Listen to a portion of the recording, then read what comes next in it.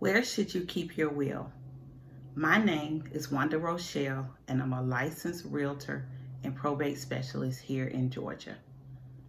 If you don't have a trust in place, the next best thing is to have a will. But where should you keep the will? Let's talk about it.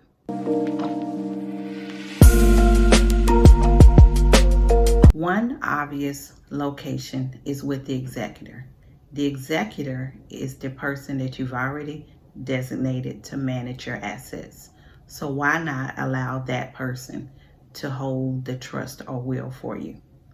If you decide to allow the executor to hold the will or trust, a great place for them to keep it would be a safe that is waterproof or fireproof.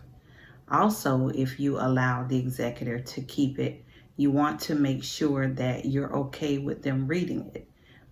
If you're not okay with them reading it, then I suggest that you place it in a sealed envelope. So if you decide to make changes to the will or trust, you want to make sure that you give the executor a copy, the revised copy of the will or trust.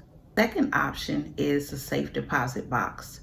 Some banks have safe deposit boxes located inside the bank, inside a vault.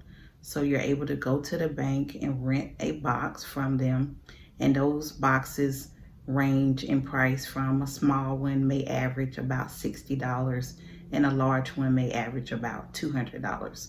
So if you decide to choose to purchase a safe deposit box, you want to make sure that your executor knows where the box is located, which bank, and also possibly give them a key or let them know where the key is located. If not, and you pass away, then you run the risk of the executor waiting on the courts to give him or her authority to have access to the box, and that could take 6 months, a year, or even longer. A third option is your home or your office. And once again, you want to ensure that your executor knows where your trust or will is located, even if it's in your home or your office. And you want to ensure that it's in a safe place, and safe would be from water or fire damage. Keep in mind, if other people live in your home, that they may be able to access your will or your trust. Fourth option is the attorney's office. Once you have your will or trust created, the attorney's office may offer a service where they will store it for you. If they do that, they may charge you some type of storage fee, whether monthly or annually. No matter where you decide to keep your will or your trust, make sure that someone knows where it is.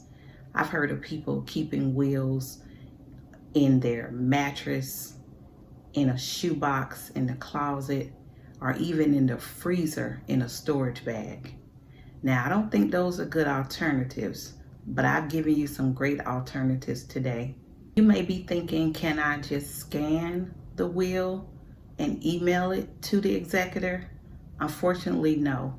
A valid will has to be the original will, and it has to be notarized so that the seal is visible. If you were to pass away, you don't want to put your loved ones in the position to have to search for your will. Statistics say that 68% of Americans don't even have a will or a trust.